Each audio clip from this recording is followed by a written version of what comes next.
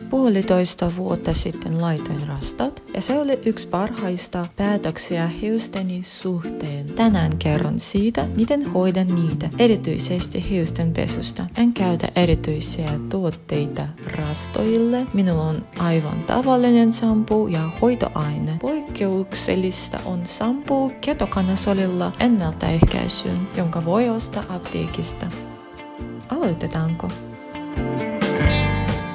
Ensin täytyy käsitellä rastat hyvin, erityisesti tyvistä.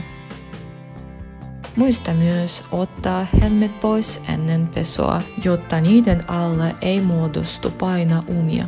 Voit ottaa pois myös muut koristeet, mutta minua usein laiskottaa tehdä niin. Pesen pääni kerran viikossa tai 2 sään mukaan. Undercutin pesen jonka 2. tai 3. päivä. Pesuvaiheita on useita. Ensin käytän tavallista shampoota, jotta shampoo ei jää kiinni rastoihin ja huuhtoutuisi paremmin. Vaahdotan sen seinällä ja pesen pääni tällä vaahdolla.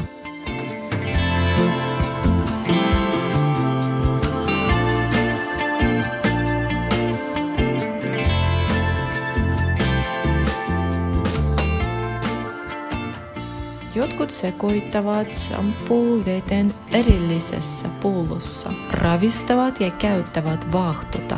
Itse en ole kokeillut tätä tapaa. Ensimmäisessä vaiheessa keskityn lähinnä päähän pesemiseen ja huuhtelen kaiken huolellisesti.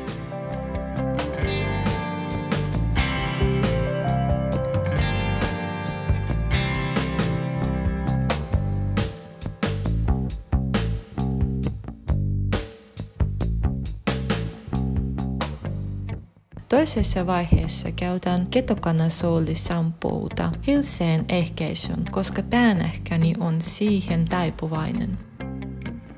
Hieron shampoota käsissäni ja levitän vaahtoon varovasti päänkehään jakauksittain ja undercut-alueella.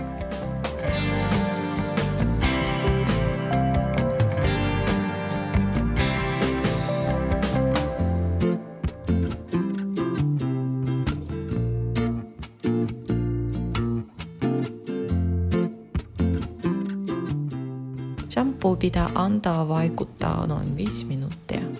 Joskus lopetan pesun tähän, joskus en.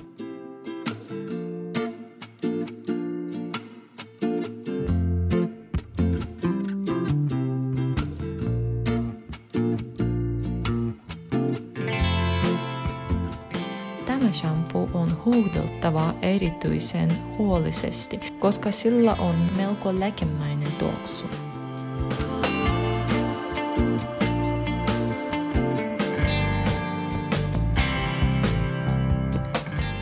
Kolmannessa vaiheessa käytän uudelleen tavallista shampoota, tarkemmin sanottuna sen vaahtoa, ja kiinnitän enemmän huomiota rastojen juuriin.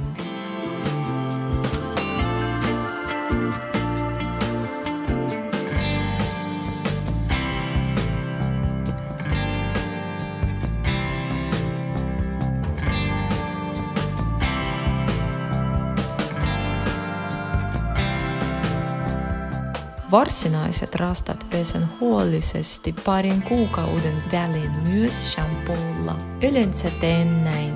Otan tavallista saippua ja käytän läpi rastojen pituudet saippuvaahdolla.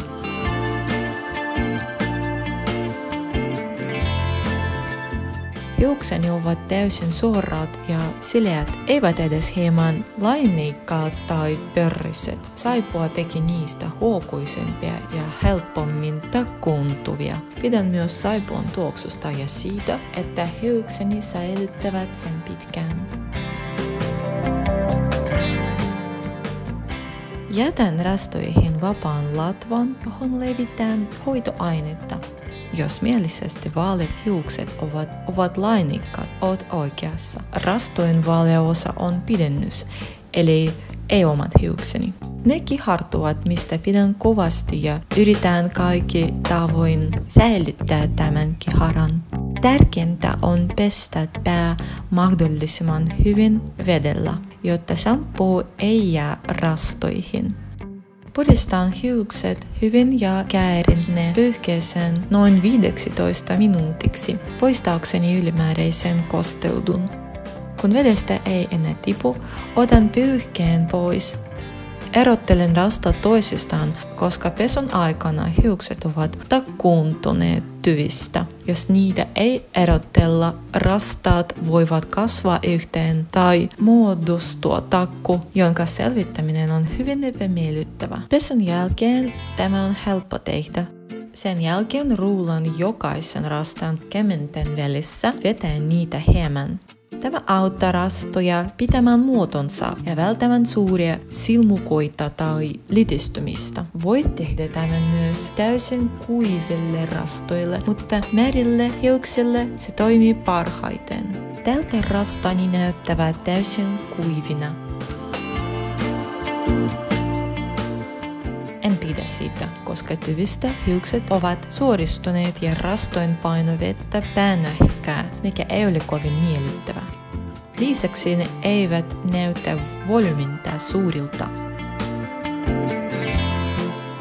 Toivon, että videolla näkyy, kuinka juurit ovat suorat, ohuet ja kiertyneet ja rastojen reunoita on irtonut paljon hiuksia.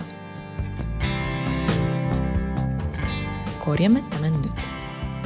Juurit tarvitsevat apua takkuuntumisessa, siksi kerään kaikki hiukset rastan ympärille.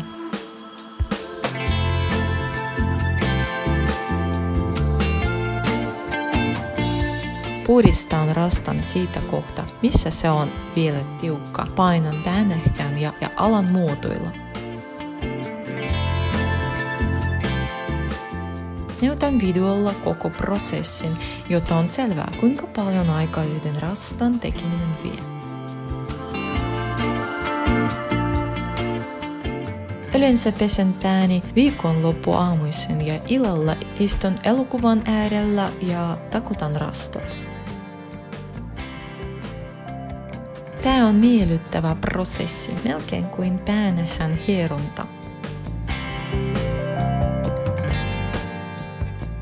Näin kaikki ironneet hiukset jäävät rastan sisään, mikä tekee siitä ajan myötä paksumman ja vahvemman. Takkuuntuneet juurit ovat itsessään volyymikämpiä, koska rastat eivät roiku suorissa hiuksissa, mikä näyttää paremmalta ja rastat lakkaavat vetämästä ihoa. Katsokaa, kuinka paljon volyymia tämän rastat tyvessä on verrattuna viereisiin. Nyt olen takuttanut myös viereisen rastan eronilmeinen. Reunoilta hiukseni olivat lyhyempiä ja ne usein irtoavat pesun jälkeen. Yleensä takun ne samalla tavalla, joskus työnnän ne koukulla sisään.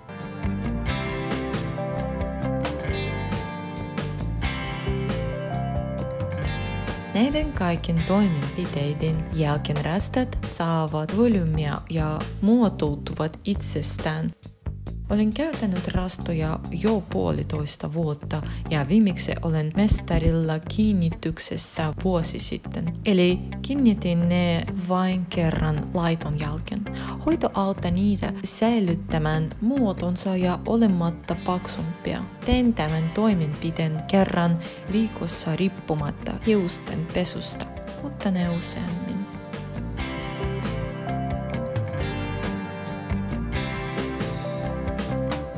Tämä on minun rastojen hoitorutiini. Jos sinulla on myös rastat, kirjoita kommentteihin, mitä tuotteita käytän niiden hoitoon.